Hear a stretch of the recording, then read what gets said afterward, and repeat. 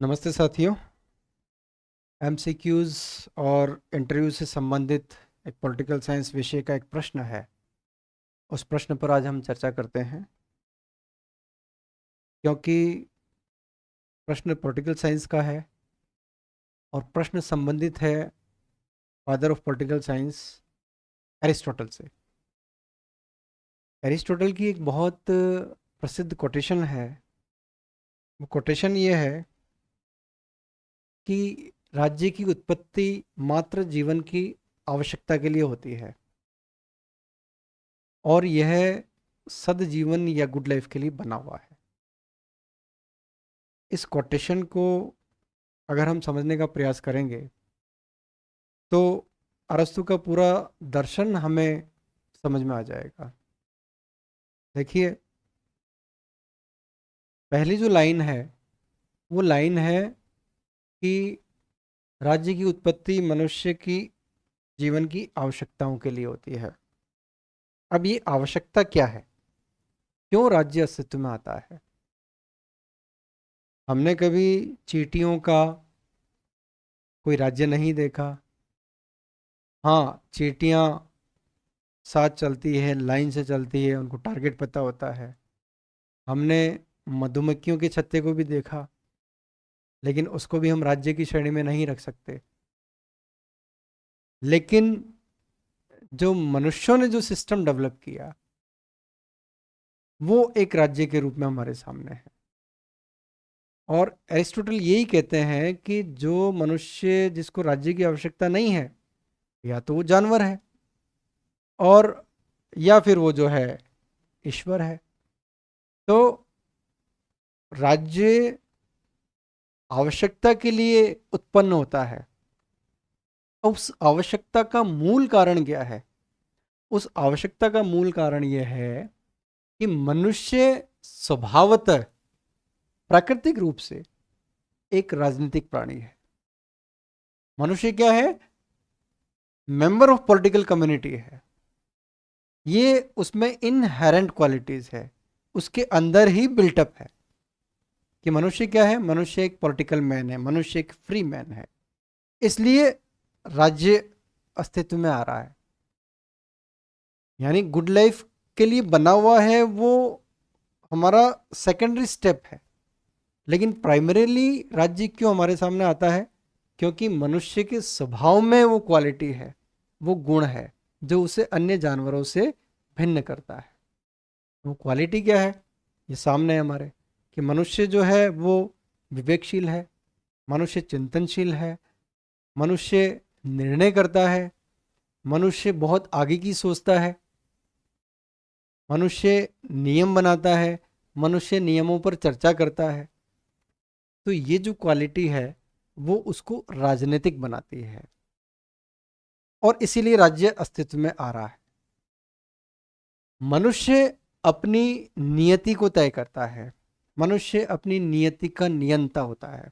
इसलिए हम ये देख रहे हैं कि सृष्टि के आरंभ से एक गोरैया चिड़िया जिस रूप में थी आज उसी रूप में है।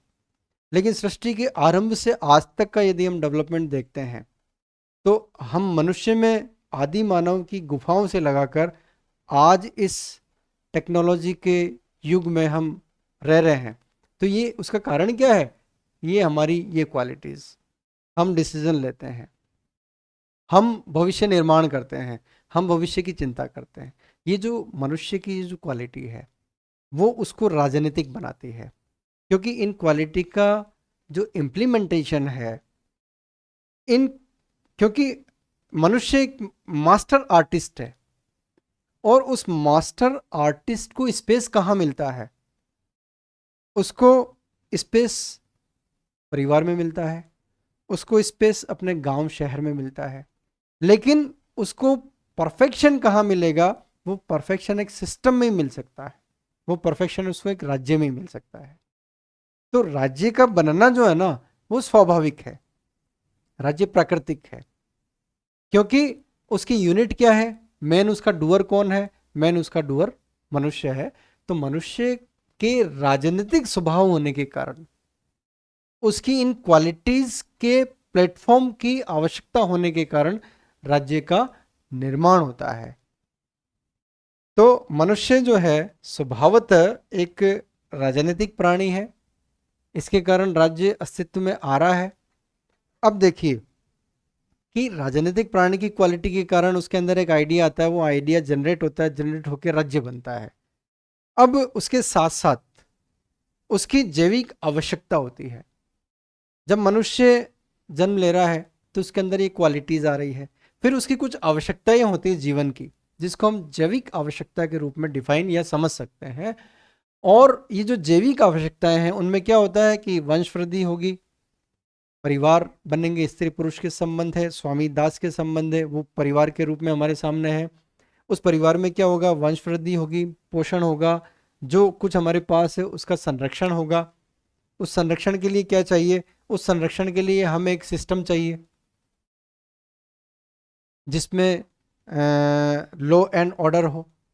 वो जो सिस्टम है वो सिस्टम ही हमारे लिए राज्य है, वो हमारे लिए राज्य की उत्पत्ति की लाइन को हमारे यहाँ क्लियर करता है। जैसे देखिए इस कोटेशन में जो है जो पहली लाइन है, हमारे जीवन की आवश्यकता के लिए राज्य जन्म लेता है, यानी मनुष्य का स्वभाव राजनीतिक है, मनुष्य स्वभावतः राजनीतिक है, प्राकृतिक क्वालिटी है उसकी, नेचुरल क्वालिटीज उसके अंदर इनहेरेंट है। फिर जब हम बात कर रहे हैं कि मनुष्य जो है जैविक आवश्यकता के लिए, क्योंकि जैविक आवश्यकता उसके लिए बहुत आवश्यक है, उसके डेवलपमेंट की बात भी एरिस्टोटल करते हैं।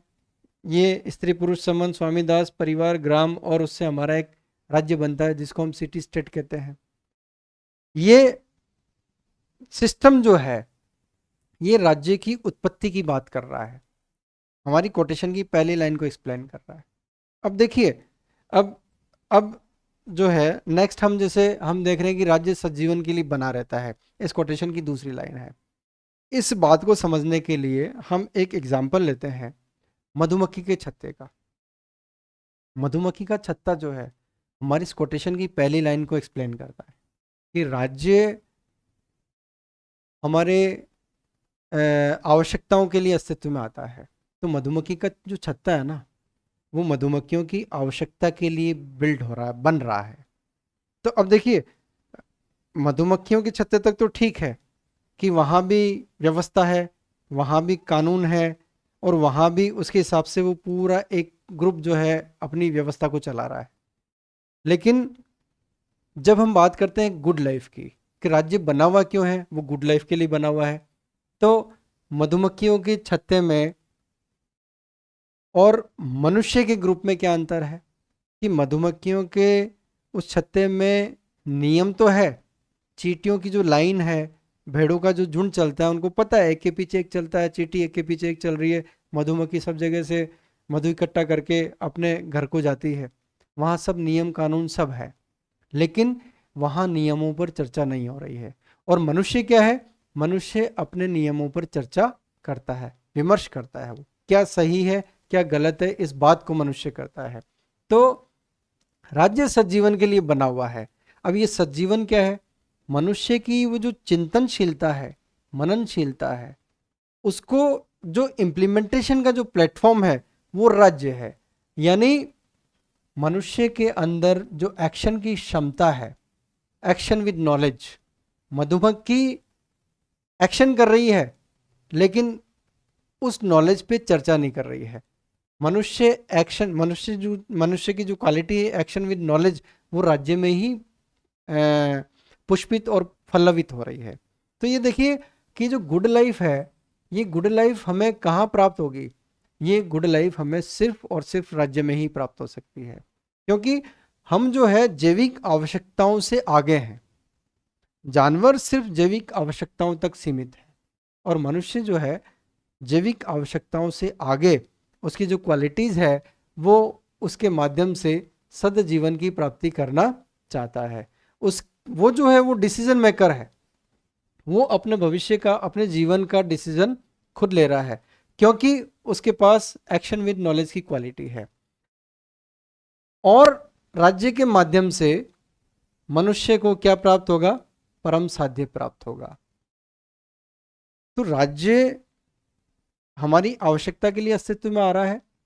उसमें मनुष्य एक स्वाभाविक प्राणी है, एक राजनीतिक प्राणी है। इस बात को हम इस कोटेशन के माध्यम से प्रूव कर सकते हैं।